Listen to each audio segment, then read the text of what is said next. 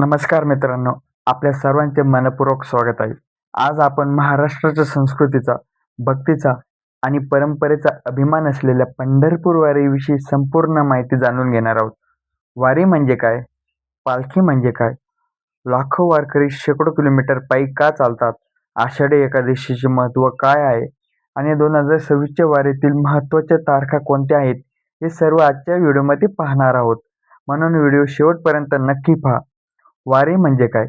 वारी म्हणजे भगवान विठ्ठलाच्या दर्शनासाठी भक्तांनी दरवर्षी पायी केलेली पवित्र यात्रा म्हणजे वारी. ही यात्रा शेकडो वर्षापासून अखंड सुरू आहे.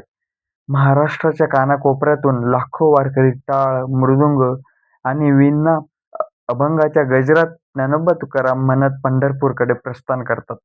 या यात्रेत श्रीमंत गरीब, लहान मोठा, स्त्री पुरुष असा कोणताही भेदभाव नसतो. सर्वजण समानतेने चालतात. हीच वारीची खरी ओळख आहे. पालखी म्हणजे काय?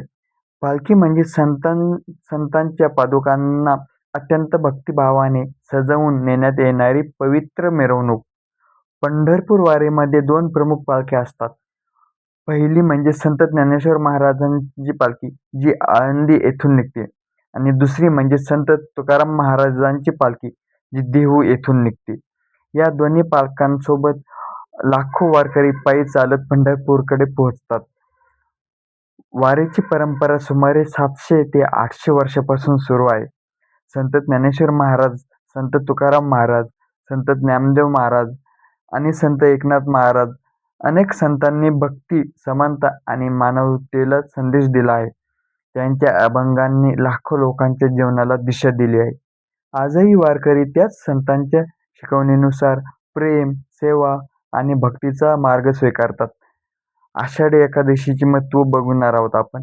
आषाढी एकादशी ही भगवान विठ्ठलाचा सर्वात मोठा उत्सव मानला जातो. या दिवशी लाखो भाविक पंढरपूरमध्ये विठ्ठल रुक्मिणीचे दर्शन घेतात. असे मानले जाते की या दिवशी केलेली भक्ती आणि प्रार्थना विशेष फलदायी ठरते.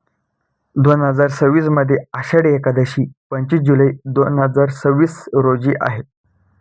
7 जुलै 2026 रोजी संत तुकाराम महाराजांची पालखी देहू प्रस्थान करणार आहे.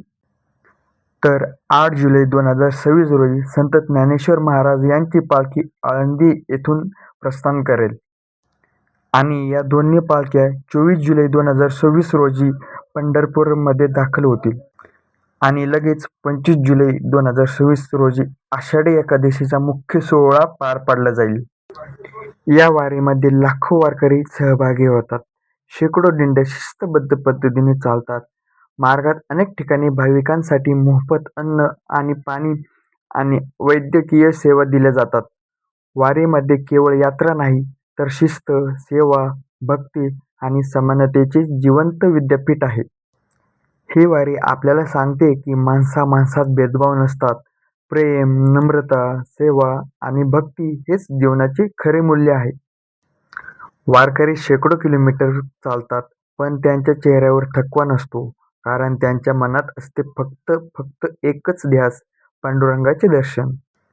मित्रांनो, पंढरपूर वारी ही फक्त धार्मिक परंपरा नाही, तर महाराष्ट्राची ओळख, संस्कृती आणि भक्तीची महान परंपरा आहे.